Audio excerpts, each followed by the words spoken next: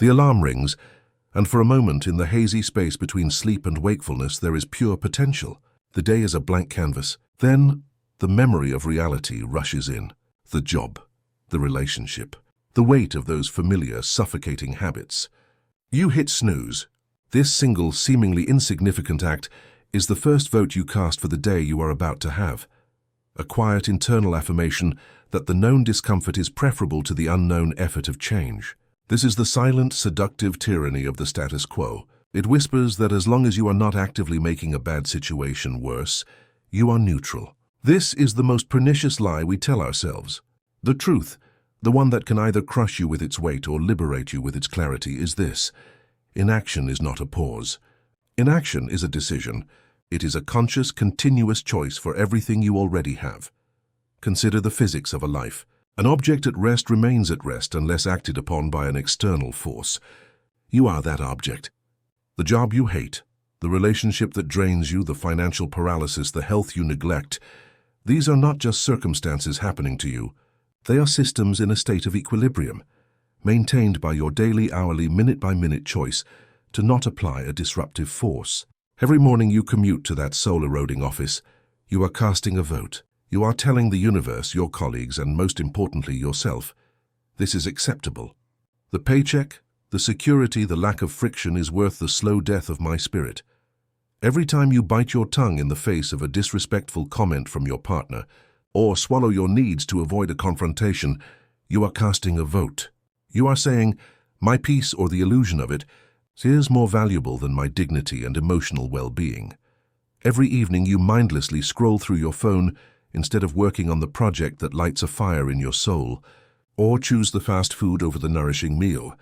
You are building the architecture of your life, one compromised brick at a time. This is where complaining finds its toxic power. Complaining is the shadow action that masquerades as engagement. It is the steam valve on a pressurized system, releasing just enough emotional energy to prevent a full-scale explosion. We gather with like-minded friends and lament our jobs, our partners, our bodies, and we feel a sense of catharsis. We have voiced our discontent. Surely that counts for something. It counts for nothing. In fact, it is often worse than nothing.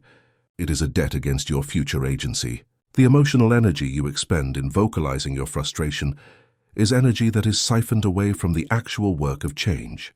Complaining creates the illusion of movement while keeping you perfectly, tragically stationary. It is the psychological equivalent of rocking a car that is stuck in mud. There is a great deal of noise and motion, a feeling of effort, but the wheels only sink deeper. This state, this purgatory between awareness and action, is indeed a form of hell. It is a self-constructed prison, where you are both the warden and the inmate, staring through the bars at a world of possibility you have convinced yourself is out of reach. Why do we choose this hell? The psychology is complex, rooted in the most primitive parts of our brain. Fear is the primary warden. Fear of the unknown is almost always more powerful than the dissatisfaction with the known. Your job may be a source of misery, but it is a known misery. The paycheck is predictable. The tasks, however dull, are familiar. To leave is to leap into a void, where failure, financial ruin, and judgment are very real possibilities. Your relationship may be lonely, but it is a shared loneliness, a familiar dance of disappointment. To end it is to face the terrifying prospect of being truly alone, of re-entering the dating world, of the painful, messy process of uncoupling a life. The brain, in its misguided attempt to protect you, will always magnify the potential dangers of the unknown and minimize the certain, slow-burn catastrophe of the present. Then there is the phenomenon of loss aversion. We are hardwired to feel the pain of loss more acutely than the pleasure of an equivalent gain. Losing the stability of a job, even a terrible one, feels like a concrete, immediate threat. The potential gain of happiness, fulfillment, and alignment with our purpose is abstract, a future promise. So we cling to what we have even as it poisons us. Furthermore, we fall prey to the sunk cost fallacy on a grand life scale.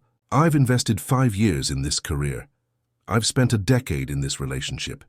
I've always been this way. We allow the time we have already lost to dictate our decision to continue losing time, as if persistence alone will redeem the initial investment. It is a tragic accounting error of the human spirit. But here is the turning point. the moment where hell can become a forge. The realization that if you are not changing, you are choosing is not meant to be a whip for self-flagellation.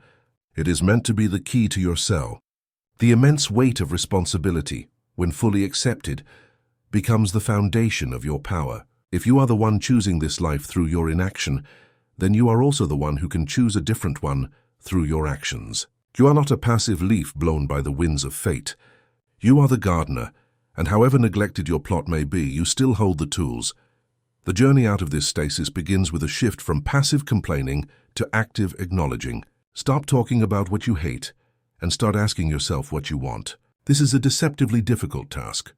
We become so identified with our dissatisfaction that we forget to define its opposite.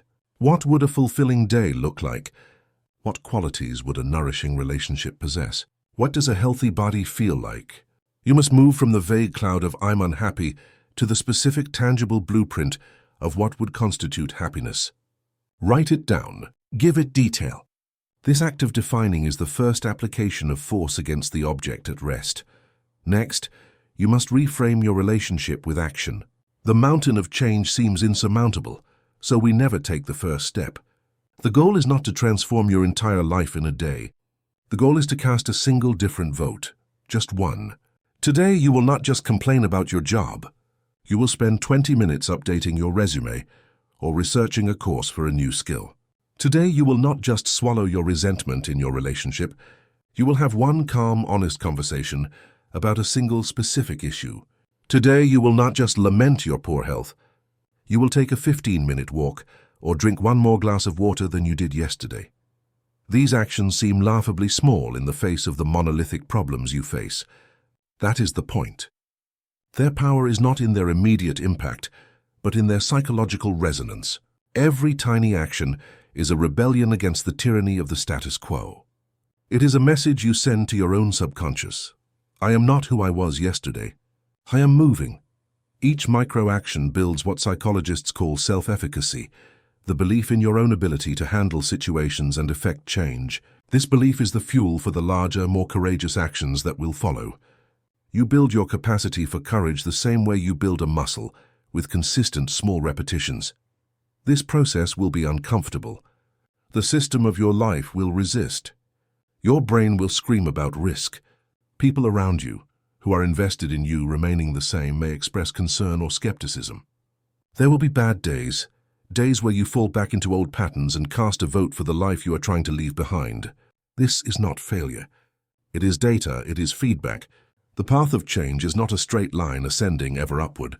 It is a spiral, where you may circle back to old challenges, but each time you do so from a slightly higher perspective, with a bit more strength and wisdom.